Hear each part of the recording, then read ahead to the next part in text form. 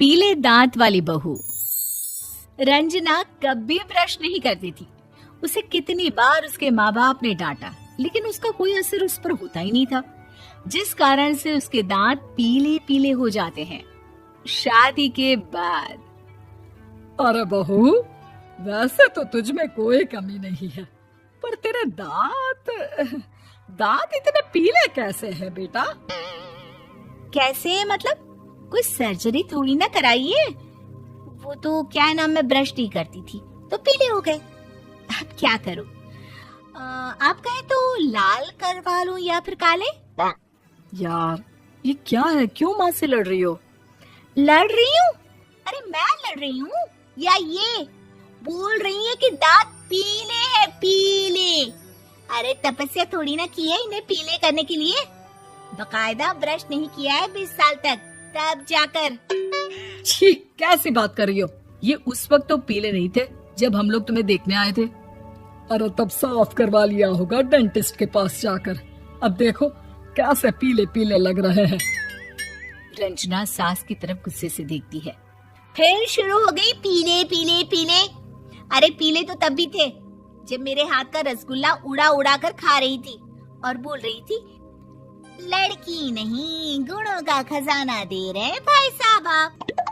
खैर, अब वो लोग करते भी तो क्या करते, पीले दांत वाली बहू पल्ले पड़ी थी तो झेलना तो था ही। एक दिन कीर्तन में रंजना गाना गा रही थी। अरे कमला बहन, माँ का द्वार है, यहाँ तो सब शुद्ध होकर आते हैं, फिर अपनी बहू को ब्रश भी नहीं करवाती तुम। दूर से पीले पीले दांत भक्ति में बाधा उत्पन्न कर रहे हैं। अरे कोई 2 साल के बच्चे थोड़ी ना लेकर आई हूँ मैं बहू बनाकर। अच्छी खासी लड़की है, अरे कैसे करवाऊं ब्रश? ये तो उसे खुद करना चाहिए ना।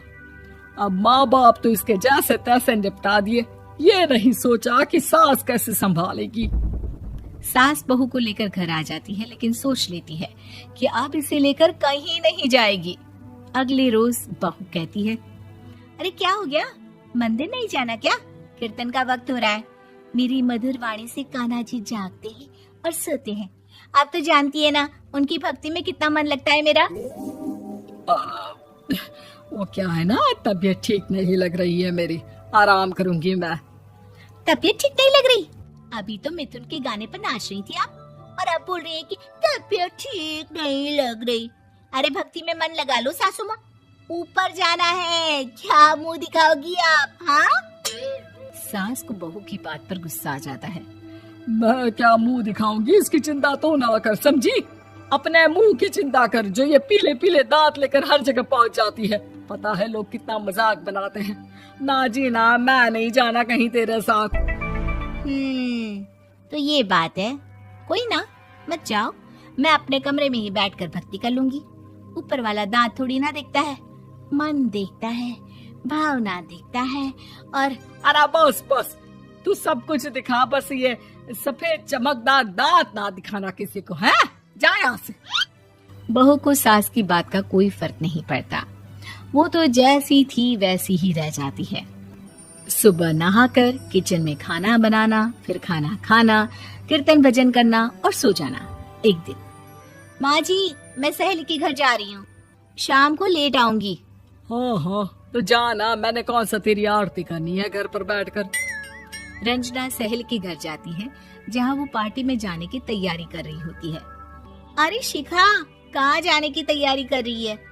मैं गलत वक्त पर आ गई क्या? अरे नहीं यार, उल्टा सही वक्त पर आई है। मैंने ये साड़ी और ज्वेलरी निकाली है यार, शाम को इनके ऑफिस की एक पार्टी में जाना है। बताना कैसा लग रहा है ये सब? नहीं यार, इस ड्रेस के साथ तो वो वाली ज्वेलरी अच्छी लगेगी।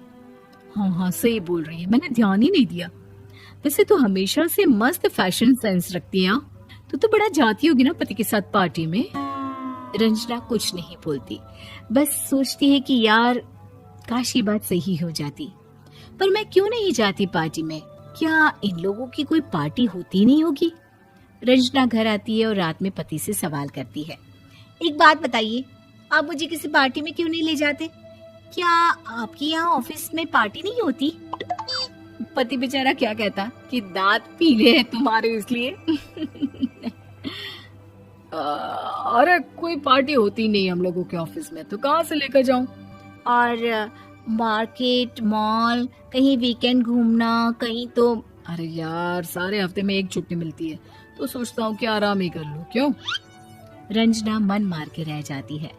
पहले कभी सास के साथ मंदिर जाया करती थी, लेकिन वो भी सास ने ले जाना बंद कर दिया। घर बैठी बैठी रंजना बोर हो जाती है। तभी उसे आइडिया आता है और वो मायके जाने का सोचती है। सासू माँ, 2 दिनों के लिए मम्मी के घर जा रही हूँ। अच्छा ठीक है, आराम से जा। और हाँ, माँ से कुछ अच्छी आदत सीख कर आना कि कैसे शरीर के हर भाग की तरह दांतों की सफाई भी जरूरी होती है, समझी? शुरू हो गई ना आप। वो लोग आपकी तरह नहीं है कि छोटी छोटी बात का बतंगड़ बना दे। उन लोगों के लिए मैं मायने रखती हूँ, ना कि मेरे पीले पीले दांत। रंजना माँ को बिना बताए उन लोगों को सरप्राइज देती है, लेकिन जैसे ही वो दरवाजे पर पहुंचती है, अंदर देखती है कि घर वाले कहीं जा रहे होते हैं। अब माँ, काश रंजना दीदी के दांतों वाली प्रॉब्लम नहीं होती, तो वो भी हम लोगों के साथ चलती ना बुआ जी की बेटी की शादी में।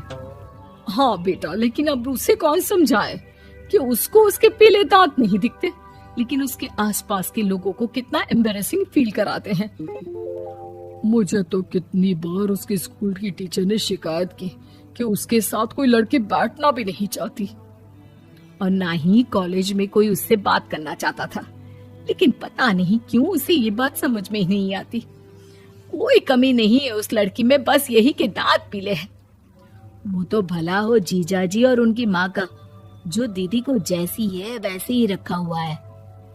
रंजना को अपने घर वालों की बात सुनकर बहुत दुख होता है। वो सोचती है कि वो क्या करे, लेकिन फिर वो सीधा डेंटिस्ट के पास जाती है, अपने दांत चमकाती है और कसम खाती है कि वो रोज ब्रश करेगी। अरे क्या हो गया? तुम तो 2 दिनों के लिए गई थी ना। पर कोई ना, अच्छा है, चलो आ गई तो। रंजना सास के सामने आकर खड़ी हो जाती है और पूरी स्माइल करती है, उसके चमकदार दांतों को दिखाती हुई। हैं? चले मंदिर। माँ, मुझे माफ कर दीजिए, मैंने आप लोगों को बहुत एम्बैरेसिंग फील करवाया।